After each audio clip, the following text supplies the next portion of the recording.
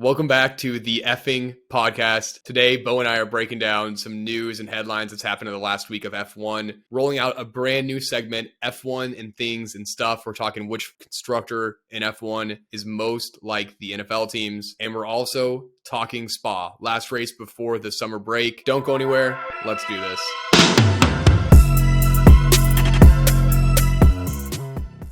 Bo, let's talk some news here in F1 for the last week. I will start this one off. I don't know if you saw this. Laurent Mekies, I don't know if I'm pronouncing his name wrong. He was the race director at Ferrari. He's officially now going to AlphaTauri as the team principal. I didn't see this. When did this break today? It was either today or yesterday. Okay. Yeah, so kind of a big shakeup, I would say. Apparently, this contract's been signed for a while, where he's now been kind of in between two teams, where he was signed to be with AlphaTauri, still the race director for Ferrari, which... If I'm AlphaTauri in this situation, I don't know if I want to touch anyone from Ferrari that is in charge of any sort of race strategy. If anything, I'd be like, I'm taking that away. Interesting move for AlphaTauri, though, with a new team principal coming in. Is this early candidate for Ferrari of the week, AlphaTauri? I hope Possibly. not, man. I hope not. But yeah, it might be. For your sake, I hope not. I also hope this isn't like he's been intentionally sabotaging Ferrari, knowing he was going to make this move. So he's like, you know what? I'm making this move. I'm just going to give AlphaTauri every chance I can to maybe squeak in a couple points here.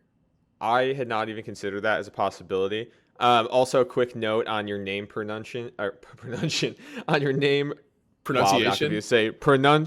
Pronunciation. On your name pronunciation. I have multiple names in my notes this episode that I am certainly going to pronounce wrong. Yeah. So apologies in advance. But no, I did not see that. That is interesting news. I like the take of the potential sabotage for Ferrari. I'm also now nervous that there's just going to be some cancer from Ferrari, spreading over to AlphaTauri. So we'll see. Yeah. It was self-sabotage for Ferrari. Now it's going to be self-sabotage for AlphaTauri because Ferrari's strategy, we know it's shit. And now AlphaTauri, I hope it's not shit, man. Oh, man, we'll see. I got one for you, too. So some news regarding academies forming in order to grow the sport. So there were two since we last spoke. Checo and former F4 driver Javier Gonzalez are starting a program specifically to support Mexican drivers and engineers who want to get into motorsport. Pretty cool. Love Shout that. out Checo. I love the, growing the international nature of the sport. That's great. The second being that all 10 F1 teams will have liveries for the F1 Academy in 24, which is an all-female racing league. So cool. This begs the question, will we, and if so, when will we see a female Formula One driver on the grid? Yeah, very interesting. Well, going back to Checo, I think that's awesome. Whenever there's the Mexico Grand Prix, those fans show up in full force, and it's literally a straight up party for the whole weekend. So I know that the Mexican fan base has a huge following of F1, and that's awesome to see. He's helping to grow that. To your question, though, when will we see a woman in F1?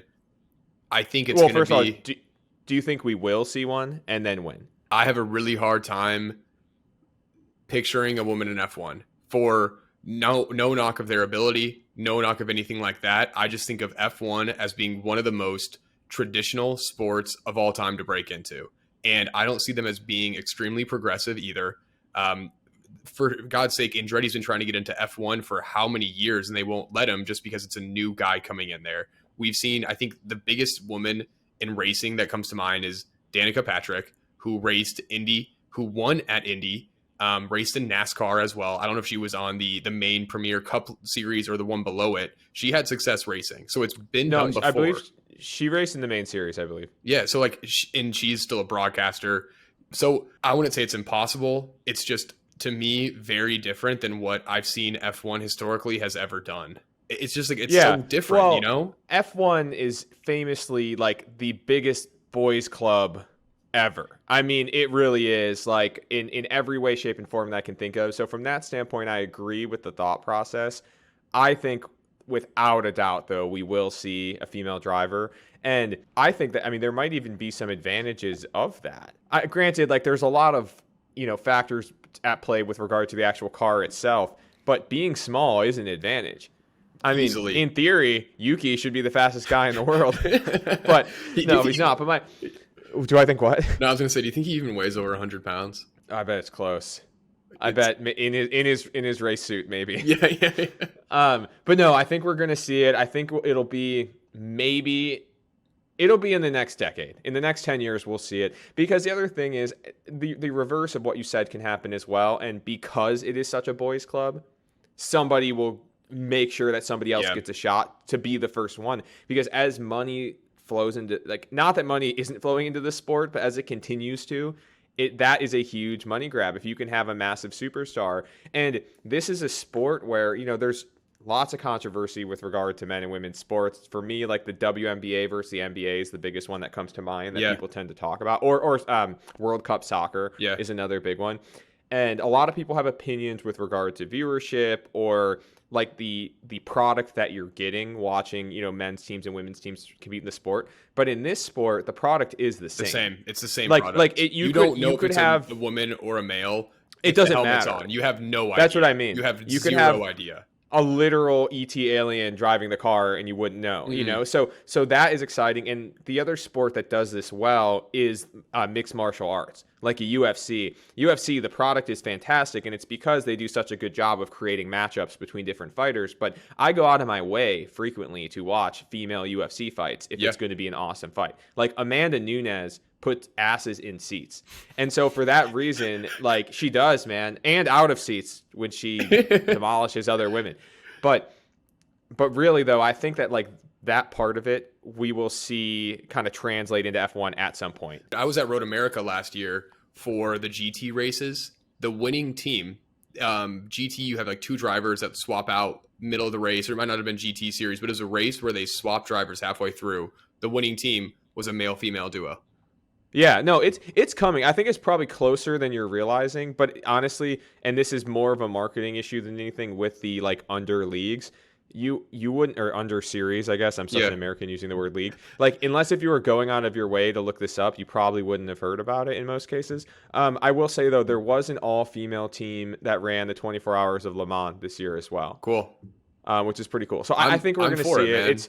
Man. It'll be great. Like it's a very equal playing field in that regard. So I think it's cool. That's awesome. Do you have anything else as far as news? One more topic I want to talk on. So I don't know if you don't do much sim racing, do you?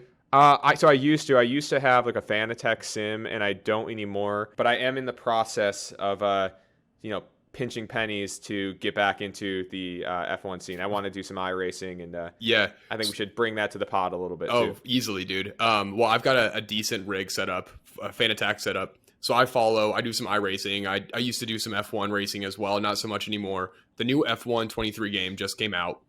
Sales are down of F1 23 to F1 22. They're down 47% at the same point from last year's game. And if we look at the breakdown of who is buying this newest F1 game, 0.3% of sales are PC buyers. So the vast majority of people buying this new F1 game, PS5, Xbox are the main two. And so to me, like, I don't know if you like followed this drama that happened last year. The game used to be made by Codemasters. EA Sports bought Codemasters. So Codemasters still makes the game, but they're basically licensed underneath the EA umbrella. If you've ever played video games ever, everyone fucking hates EA because they make the goddamn same shitty product year after year after year, new rosters, no real updates. They made this mode in the game where you can do like be a driver, where you like decked out your apartment and like decorated it like you were in The Sims. And it was one of those things where it's like you do this for 2 minutes and then you never fucking touch it again. You never go do it again. Yeah. Yeah. And so I think like part of it is just, I think a lot of PC sim guys, they're not in F1, like they're not racing F1, they're in iRacing just because of like the better driving you get from it. It's more of like a console kind of game to me, but I was still shocked to see how much down sales were for this new game compared to last year. Well, I heard that it was partially though because there were improvements, and so like last year's game sucked, and now people didn't want to buy another version of the same game, or maybe it's a little bit of both. I guess. Yeah, the game last year. Like, is it better than last year's? I don't know. I didn't buy it. I've heard it's better. Okay. I saw the Steam ratings on it, and it's a lot better rating than last year. Last year was like abysmal 20% approval rating. So I heard it's better in that sense. It's less glitchy. I won't be buying it. So we are a certified iRacing podcast. Is that what we're saying? iRacing only. Yeah. Okay. Hey, iRacing, if you want to sponsor us, no free ads, but if you want to sponsor we'll us, take that iRacing. up. We'll just put your logo on here. Yeah, the effing pod race team. Come on. I have one more thing as well. So I saw this in a tweet. I don't know if it's really news per se, but I just thought it was interesting. It was breaking down drivers and the percentage of their team's points that they currently have. Albon and Tsunoda each with 100% of their team's points. Albon with 11, Tsunoda with 2. Hulkenberg with 81% of Haas's points at 9 of 11. Alonso, 76% of Aston Martin's points, 139 of 184. Norris, 69. Nice. Ocon, 66. Verstappen, 61. Hamilton, 60. Bottas, 55. Sainz, 52. So this doesn't... I was looking at this, and I was trying to decide, like, what is this telling me? You know, this is one of those things that I was looking at for like way too long and not really drawing anything out of it. And as you know, I'm somebody who loves numbers and data. Yeah, you're a numbers guy, math guy. Yeah, so usually I can look at something and be like, I'm extracting something from this. I cannot figure out what it is I'm pulling from this other than Ferrari at Sainz at 52% obviously implies Leclerc at 48%. That's like a very even balance of shit. So at least, well, it's not shit. It's shit for Ferrari. Yeah. So at least they're equally in the shitter. Yeah, dude, I'm trying to think about this too. And I'm like, I don't know what this means. Because if a driver has only 2 points, but they're 100% of the teams, it's like, well, they have 2 points, you know? I did read too that the difference between Max and Checo, the difference in spread between points, that's the largest spread of any teammate on the grid. But also, it's like when you're consistently scoring, when you're consistently a top team, like you're going to be scoring more points, obviously. I think like... That must have been spread of teams with multiple point scorers because there's a couple that are wider, like Alonso and Stroll, for example. Uh-huh. But anyway, yeah, I get your point, though. Like, it's extremely wide. I would love to know if we could see over the course of years, what's the spread between two drivers that in a team that is leading the constructors? So like you win the constructors, what is that spread? Mm-hmm. Because I bet this is, and maybe that's what the stat was. This is the widest of any team that's potentially won. It's got to be, man. Max is leading the constructors by himself. Like that says it all right there. It's pretty crazy, but I thought that was interesting. Again, not totally sure what to derive from it, but maybe someone listening to us will be able to pull out some. We'll put this in like a Tableau thing and create a deck for us and walk it all through. Yeah, I appreciate that. All right, dude. So should we move on to our little segment bit of the week here? Yeah, we got a segment this week. It is called F1 and Things and Stuff. Nick, explain what F1 and Things and Stuff is. F1 and Things and Stuff and Things. Each week. And Stuff. And Things. Bo and I are going to choose a topic. We're going to relate F1 to that topic. It could be F1 drivers as condiments. Could be teams as states. You know, we're entering in the summer season. It's going to be a slow season for us. We need something to keep us energized here. And we also realized, I think an important thing here is we are the F1 podcast for the American fan. And we need to draw some parallels for the Americans. I think that Americans really like to say, oh, that thing's like that thing, you know, and it's it helps us put things into perspective a little bit. Well said, man. Well said. So today, and we're going to do this every week, I think what we do is we will put our picks on our Instagram. We'll let everyone vote on whose picks they like the most. Who had the best F1 things and stuff. Yeah, and then whoever loses, maybe we'll like arrange some funny bet that, I don't know, you got to do something silly when you lose, or we'll figure that kind of out. Yeah, listener who gives us the best punishment suggestion, we will do your suggestion. Beautiful. And let you be remotely involved. I'm not sure what level of involvement that is because it'll depend on what the punishment is, but we'll fly them out. Let us know. Yeah. Okay, so this week we got F1 constructors as NFL teams. And so Bo and I are going to be taking turns. Listen off. We're going to do 4 each, right? Yep. I think we do this as like a standard draft style. You pick, I pick. Yeah, I think just through back the 4 forth. Teams. Yeah, just you pick, I pick. And then loser gets first pick following week. No, winner gets first pick following week. I want it. You ain't first, you ain't 10th, you're last. Winner podcast, make it take it kind of style. Make it take it. Yep. All right, I like that. Should we do like a little Rochambeau or something to decide? Oh, Rochambeau, rock paper scissors to decide who goes first here. Yeah, this is tough for our first remote. Let's hit it right now. All right. Are we gonna count on 3? I just go rock paper scissors. Okay. Yeah. All right. Ready? Yeah. Rock paper, scissors. All right. That was all right. You cut my hand. For anyone that didn't know, both threw scissors. I threw paper. That was great radio. Okay. So my first round pick in F1 and things and stuff, F1 teams as NFL teams, is Ferrari as the Cowboys.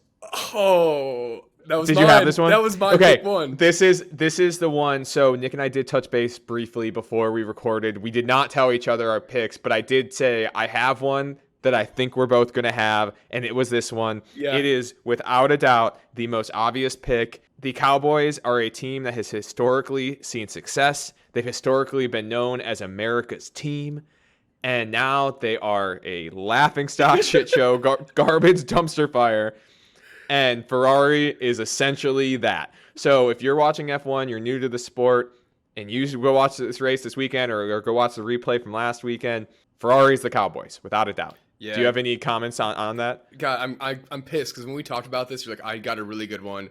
I thought you were going to pick a different team as a different. Okay. So I'm glad you didn't. Okay. But, dude, I was thinking about this. When Ferrari was dominating in the 90s, same time when Cowboys were with Emmitt Smith, Troy Aikman, Ferrari nowadays, they can't even get on the podium, but they just tease all their fans. Like, yeah, this is the year. Maybe we get 1 or 2 podiums. Cowboys, last 5 years, they make the playoffs, lose in the first or second round. Like, and they're also the biggest franchises of their sport. Ferrari's the biggest F1 team of F1. Cowboys are the biggest franchise in NFL. Like, yeah, it's a fucking perfect pick. Man. They also have like it is perfect, and they also have star-studded lineups too. Yeah. I mean, like there are many people who believe that Charles Leclerc is the arguably the most talented or among the most talented drivers on their grid, and the Cowboys consistently burn through top talent. It's amazing. I mean, they made Ezekiel Elliott suck. Yeah, which is fucking hard to do, man. Well, he kind of made himself. He's also a little weird. But it didn't help that he was with the boys. The boys down in Dallas. The boys in blue. All right, who you got? Who's your number one? So my first ever pick of F1 and stuff and things and whatnot, I've got Mercedes as the Patriots. Okay. So this was also on my board as a potential pick. Yeah. Okay. Tell me why, though. We're starting with the good teams here. Mercedes, Patriots. I feel like Lewis Hamilton, the GOAT in F1 right now. Tom Brady, GOAT of the NFL for the last 10 years. Both had massive success. Both were dynasty teams for the last 7-8 years. When Hamilton leaves Mercedes, will be even more of a Patriots. I also think that Toto Wolff and Bill Belichick, two of the best managers of all fucking time. Yeah, that's a fucking lock, man. So I think I do enjoy the Brady Hamilton comparison. I do see the parallels. I think also when Brady was with the Patriots, he wasn't a particularly interesting guy off the field. Like, he was all business when it came to racing, in a similar sense to what we've poked fun at Hamilton for before in his post-race interviews and stuff, and made all of his fanboys mad. But I hope that if and when we see Hamilton move on from Mercedes or even F1 altogether, we get cool guy Hamilton the way that we're getting cool guy Brady today. Yeah, because Brady's awesome Brady. now. Yeah, he's the man. He's the man now. Yeah, I couldn't stand him before. Not really, but there's just nothing other than being awesome at football. Really there wasn't that. Yeah, there wasn't that interesting. The other thing though, I want to touch on the Belichick Toto thing really quick. Yeah. Yes, that is so spot on. And I just picture those two meeting for a cup of coffee and not even making eye contact and just grunting and then they just get it. They're just communicating. They passed decades of strategy back and forth just by being grunts. And then they're also going to be best friends forever. They walk away from that coffee shop meeting. They're like, Belichick, great fucking guy. Yeah, great guy. Yeah, he said 2 words. Great guy. Yeah. Great guy. Yeah, that's one thing I will say too, though. I hope when Hamilton leaves F1 that he doesn't start kissing any of his kids on the lips like Brady. Oh, that's true. That's true. Hamilton doesn't have kids yet, does he? Not that he knows. Not that I know of. Not that I know of. Or not that anyone knows of. Yeah. But hopefully there's some kissing, just less. Yeah. Tasteful. All right. Who you got? Tasteful here? Kissing, yes. All right. My number 2. I know you will not have this one. It is AlphaTauri as the Jets. I fucking had that pick too. No, you didn't. I swear to God, I had that fucking pick.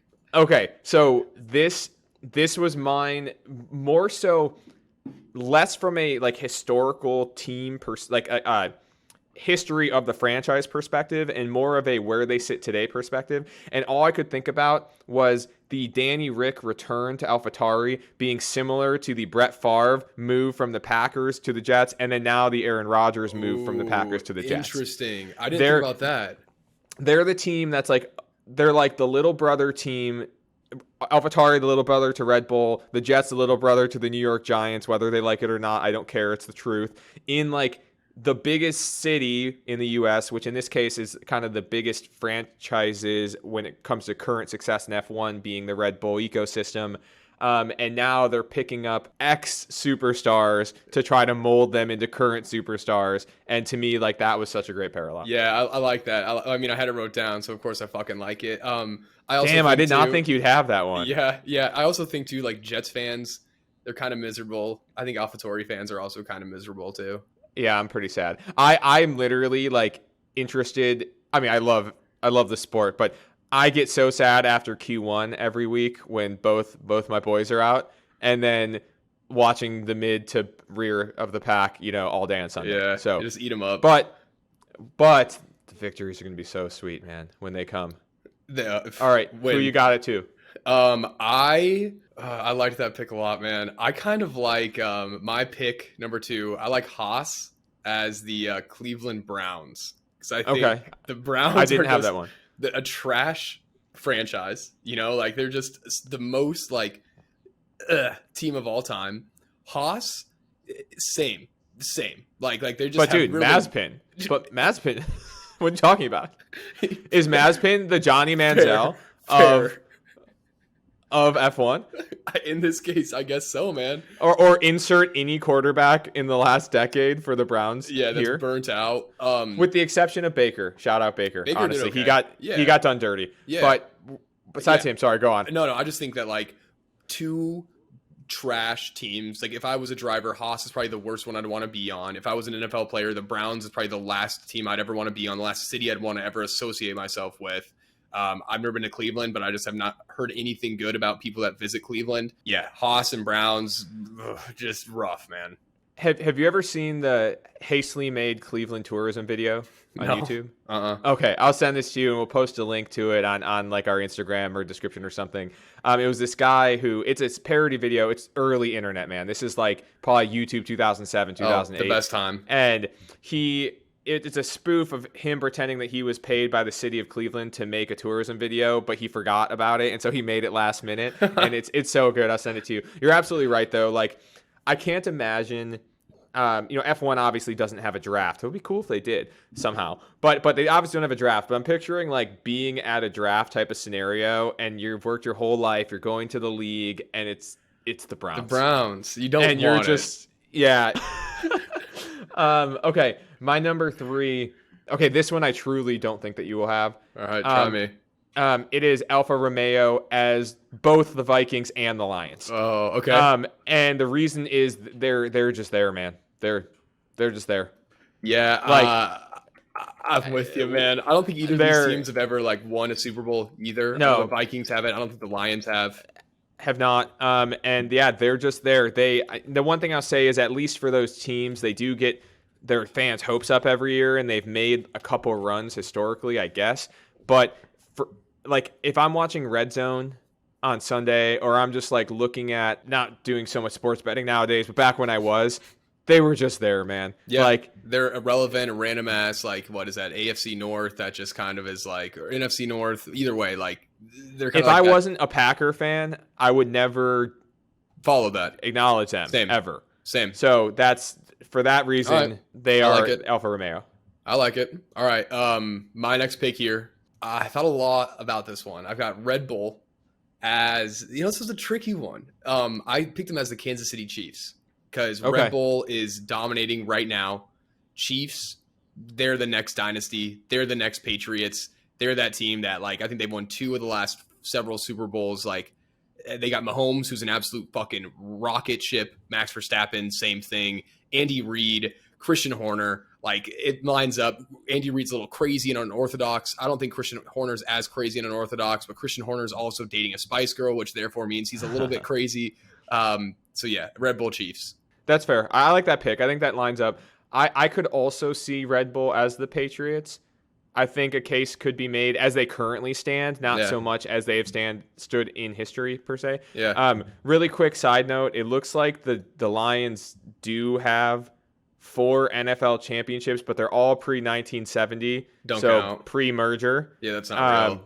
Okay, so that's not real. Yeah. Yeah, Okay. we'll Never forget mind. that. You guys are still up for a man. Yeah. No, I like that pick for Red Bull though. I think that makes a lot of sense. My number 4 and final pick for the inaugural F1 and things and stuff and whatever is Williams as the Raiders. Oh, And okay. it is because they are the team that if you have like a dad who was really into F1, Williams used to be a solid group. Like they won races. We talked about this with the Hungarian Grand Prix, that they had the second most wins as a team at that track. That is certainly not currently the case. And so it's like the kind of the has-beens that are still around. And granted, like they've made great strides. We've talked about that too. Like this is not meant to be shade at them currently because they've actually stepped it up quite a bit. Shout out Logan Sargent, you're our boy. Yeah. But yeah, I just think that that's like the team where you had a dad that watched the sport and he got out of it for a long time and then he came back. He's like, well, Williams is great. Yeah. Wait, the Raiders are in Las Vegas? What? Yeah, right. Yeah, He missed that. Yeah, he's not even there. He doesn't know. Exactly. I wish that we could see some like crazy costume painted Williams fans. That would be really nice if we can somehow spin that up. Maybe, okay, American fans listening to this, if we all decide to jump on the Logan Sargent bandwagon, Logan Sargent fans become like Raiders fans and do, like, you know what I'm talking about. Raiders fans do the whole, like, they're insane. They look like Guar or something, like every single week with the black and, what do they call it? There's a name for it. Yeah, like you're not talking about like furries though, right? Oh, okay. No. It's basically football furries, actually. Raiders fans, the Raider Nation, as they refer to themselves as, furries? are effectively the furries of the football community. So that means that Logan Sargent fans should now become the furries of the F1 community. I like it. I'm here for it. Yeah, let's embrace it. It makes sense. It checks out. The math is sound. Yeah, checks out. All right, who you got it for? I kind of like Williams though. If I gotta like pick this apart a little bit, I kind of like them as the Bears, or I was thinking the Dolphins, because Bears used to be phenomenal back in the 80s. Williams used to be great. Now every Bears fan that I know fucking hates their life. They have the worst luck. Dolphins, same kind of thing. Dolphins aren't as bad now, but all right, my last final pick that I got here, number 4, McLaren as the Buffalo Bills. Oh, interesting. And why? The Bills at one point, they were in 4 back-to-back Super Bowls, never won. McLaren, they had a streak there where they were really fucking good. I believe they won Constructors Championship. Actually, I don't know if they've ever won a constructor or a driver's championship, but there was a period there where they were on the podium consistently. I know they definitely have. I know for a fact they've won. Don't worry, I'm live fact checking. We don't have producer Jake right now as we're recording remote. Yeah, Jake, we need to do our live fact check and his vast knowledge of F1. Yeah, the F1 encyclopedia. Yeah, McLaren has multiple constructors. Okay. So basically 74, 84, 85. So basically mid to late 80s, early 90s. So, okay, they actually got the job done like the Bills never did. But still, here's what I will say about McLaren and the Bills. The Bills, for a long time in the thousands and the early teens, have been a trash franchise. McLaren, around the same time, have not really been getting anything going. They've had glimmers of hopes. Bills now, man, they are on a fucking run. Bills Mafia is here. McLaren, out of fucking nowhere, is on a fucking run. They are on a tear. I feel like, too, McLaren fans, the new generation of fans are all McLaren fans. Everyone that I know is a Lando Norris fan, a Lando Norris fan when he was at McLaren. Everyone I know is a fucking McLaren fan, and I know a lot of fucking crazy people. So I'm going Bills Mafia with McLaren fan base. McLaren Bills. Also, Bills Mafia breaking tables. Lando Norris breaking trophies. That's so mic drop. I kind of see it. I don't hate that. I don't hate that.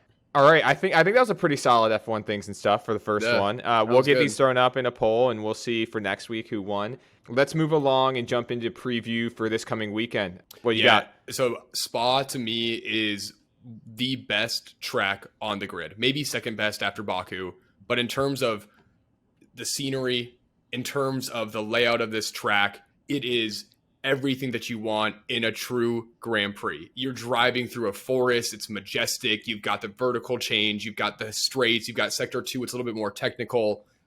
This, to me, is my favorite track. Does it mean it's going to bring good racing? Not all the time. You've got Eau Rouge, the uphill, blind, flying flat out S-curve right at the front. Like, this track is so historic. It has its own micro climate because of where it's set in the mountains. So you can't even predict what's going to happen with the weather here. So it's something that I love every year. There was a point where we didn't know if we would see this on the F1 calendar in the future. Thankfully, that's all been locked out and sussed out, and it's back on. So I'll step off the soapbox, but I love this track. No, it's okay. No, it's okay. I share the sentiment. I'm very excited. I do love Spa as well. A couple of just notes about Spa and this race. It is 44 laps, 7.004 kilometers. Logan Sargent, that's 4.35 miles. And it is officially known as the Circuit des Spa Differential helps. Francorchamps. Yeah. So that was very American.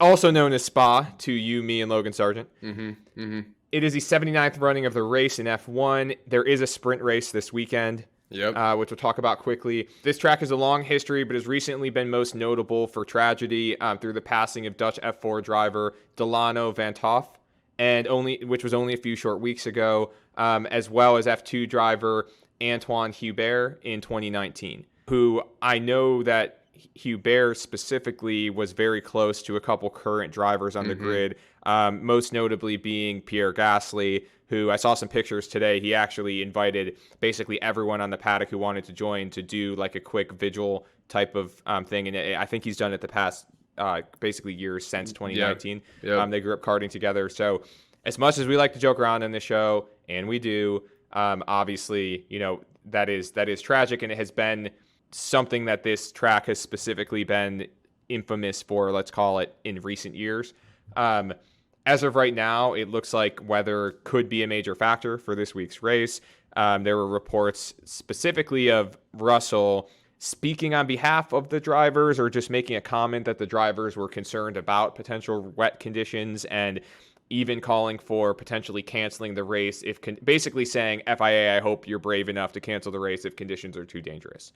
Any thoughts on that? I mean, when I hear rain in Spa, I instantly get like flashbacks to 2 years ago where it was a race that was 4 laps long where they all followed the safety car for 4 laps and then called it and then declared Max Verstappen the winner. That's where my mind goes. And so as long as we just don't have that, I'm going to be okay. Yeah, just don't have a race then. Yes. And don't give anyone points for how you qualified, basically, and your ability to stay behind a safety car for 3 laps.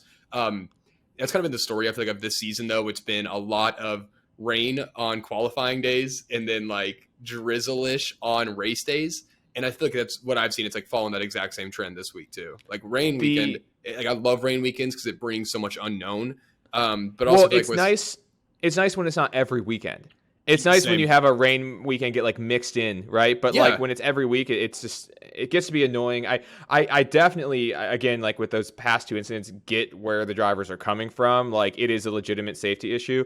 I do find like the slightest bit of humor in Russell being the one to kind of make the comment just because he's like known for being whiny. Yeah, I mean, like he's known for being the whiny guy or one of the whiny guys at least. And so it is like slightly humorous that it's him.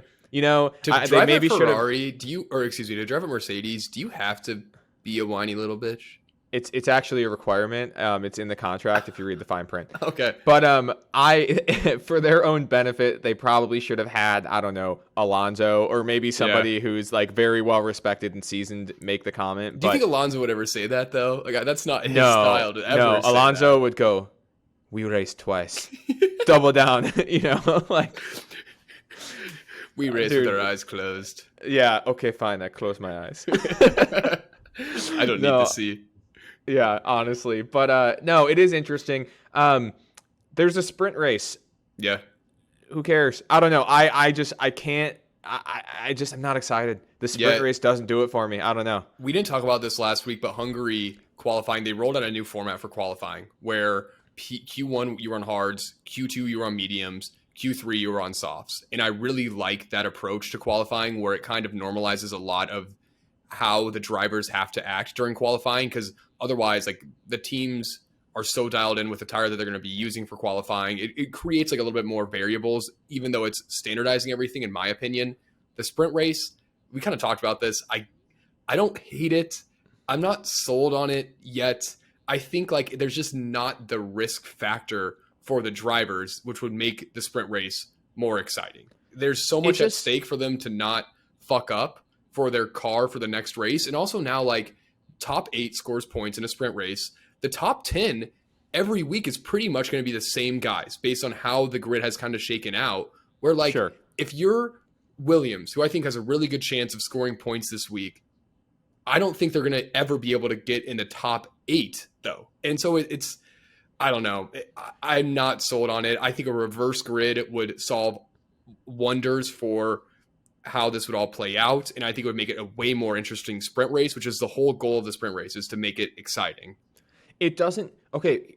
I agree with everything you just said. The thing that it takes away from the main race. Like, more is not more. Make the main race more exciting and make me anticipate it more. Don't add another race. Or if you're going to do that, it would be like, okay, go back to the NFL reference. Hey, we're going to have, Monday Night Football, but before that, these same teams are going to do a 7-on-7. Like, yeah, you know what I mean? Like, okay, it would be cool for like a week or two to see that, but who's going to be like 7-on-7 tonight, man? Like, that could be kind of fun. Yeah, I don't know, man. I don't get it. That's an interesting what I think take, they should dude. do. I just watched a reel about this where I saw someone that said that F1 is Americanizing the sport, where they're following the mindset. NASCAR, let me back up. NASCAR back in like the 2000s, those drivers were fucking rock stars, man. Rock stars. They were on Tonight shows. Everyone knew Jeff Gordon, Dale Earnhardt, like Richard Petty. You knew who those guys were. There was one year, I think the Daytona 500 pulled in like over 100 million viewers. Does that sound right? That sounds like a lot. But like, they pulled in an astronomical number of viewership. And then as the years went on with NASCAR, they kept changing shit, tweaking things, and slowly it went to shit. And now I don't know a single person that watches NASCAR or even has like besides Frankie Muniz being a NASCAR driver, I could really care less about NASCAR. And I don't want that to happen with F1. I don't want them to think that we need to tweak things, change formats to make it more exciting, when all that's doing is taking away from the true reason why we like F1, which is to watch a race on Sunday. Well, yes, there was the thing last year where the guy slingshot his car against the wall to win the race. That was cool. That was nuts. That was the only NASCAR thing I've consumed. That was in the fucking last cool. 5 years. Very cool. But to quick fact check, 2006 Daytona 500, about 20 million viewers. Still an unbelievable number. Yeah. But yeah, so to your point though, yeah, I agree. So what I think they should do potentially, and I think every time we talk about sprint races, I'm going to throw out a new solution until one sticks, until the FIA listens. Do the sprint race on a different weekend in a smaller market, smaller track, like a track that's less popular. So like they come to the United States, they do the Austin Grand Prix, but then they come to Road America and do a sprint race. Oh, that'd be sick. So it's like less of a spectacle. It's also literally shorter. And maybe the argument, I guess, for this is going to be, well, the amount of money and everything it takes to actually move the whole circus basically to a new city. Maybe they do like a mini version of that. Like literally it's a sprint car and they only send one driver. So they do 10 at a time. I don't know. Just something different. So it has a little bit of separation from the actual Grand Prix. Because to me, it's just. Yeah, it's like forced excitement is what it feels like. And yeah, well, dude, it's really quick. I know we're going long, but it's Checo convincing himself that his seat isn't at risk. Going, this is exciting. This is exciting. The sprint race is exciting. You guys, look how exciting the sprint race is. People love the sprint race. Listen. Everyone loves it. Okay, I don't know. Going back to some news real quick. You mentioned Checo. Got to bring this up. An article just came out that says Checo Perez was in an interview this last week. He told the reporter 90% of drivers that were racing with Max Verstappen would crumble under pressure. And so I don't know if he's saying that he's at 90%. This article goes on to like say how he's he feels like he's not confident right now, how it's hard racing with Max, and that drivers would crumble next to Max. I mean, that sounds like a guy who's not worried to me. If I've ever heard of his not worried guy of the week, check out. All right. Should we move on to some predictions here? Yeah, let's get into our predictions right. for the race. I jotted them down as pole, P1, P2, P3, and then overperformer of the week, underperformer of the week. Love How it. do you feel about that? Yeah, that sounds good. Okay. Let's start with pole. Yeah, who you got? I like Max Verstappen for pole here. Newsflash, shocker, Max Verstappen. Good car, good driver. Take. I don't even know if I need to back this up. Yeah. No, you don't. I got Oscar Piastri. Oh. I think that he's like a spring that's being compressed, and he's shown some flashes of brilliance, and that McLaren is a fantastic car. It's really hitting stride. I think we're going to see an Oscar Piastri pole. I like that. I like and that. And it'd be one of those things. It would be surprising, but then once it happens, you'd be kind of like, yeah, okay. Well, I do think Red Bull recently has been setting up their car setup less for qualifying and more for race, which I think is why Hamilton out-qualified Max Verstappen last week in Hungary. So also I think that's going to be more beneficial for someone else to out-qualify Max. But yet I picked Max. So that adds up, but it's still Max. Okay. What's your podium? Should we start with P3 and work backwards? Yeah, you want to go backwards? Yeah. Okay. P3, I got Oscar Piastri. I think McLaren, this track suits their car very well, very much like a power track, high speed corners, long straights. Sector 2 is a little bit technical, but you're going flat out on a lot of these corners and most of the track. McLaren, I think, suits that very well. Kind of like Silverstone-esque. Piastri, I think, also managed his tires a lot better in Silverstone, which is going to be more of this flat out kind of track versus Hungary. His tires dropped off way late. I just don't think he knew how to handle the tire management, just being a rookie. So I like Piastri as P3.